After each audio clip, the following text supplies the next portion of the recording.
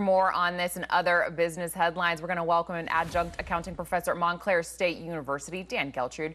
Dan, good morning. We have a lot to get to. Okay, so this online safety hearing it got pretty heated with Mark Zuckerberg even kind of apologizing to victims after Josh Hawley gave him the platform to do so. Take a listen. First, knowing to actually go through the things that your families have suffered.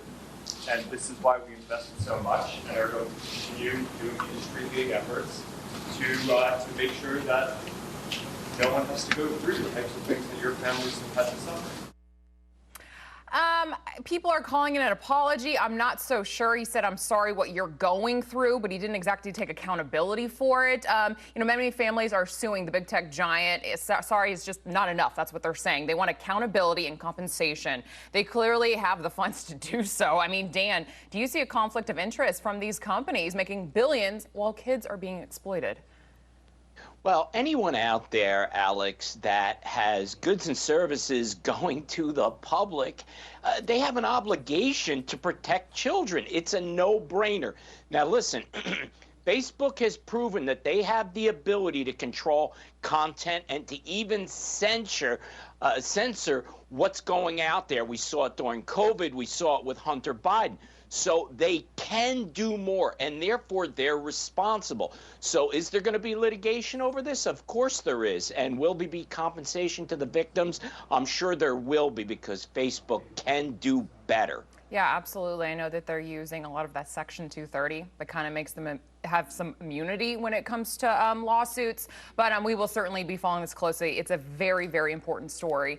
Okay, so let's move on a little bit. Despite inflation falling in some parts of Europe, attacks by the Houthi rebels on the Red Sea cargo ships stoke fears that this could actually be reversed, causing prices to completely skyrocket worldwide. I mean, Dan, just kind of walk us through how these attacks in the Red Sea could affect prices right here at home.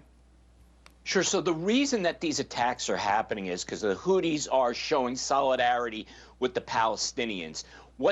And they're attacking cargo ships. So what's happening here is that these shipping companies are suspending their routes in the Red Sea. What does that mean? They have to divert, and those routes now take longer and they're more expensive. So the impact of this is prices going up, and you have inflation that potentially is going to increase across the globe.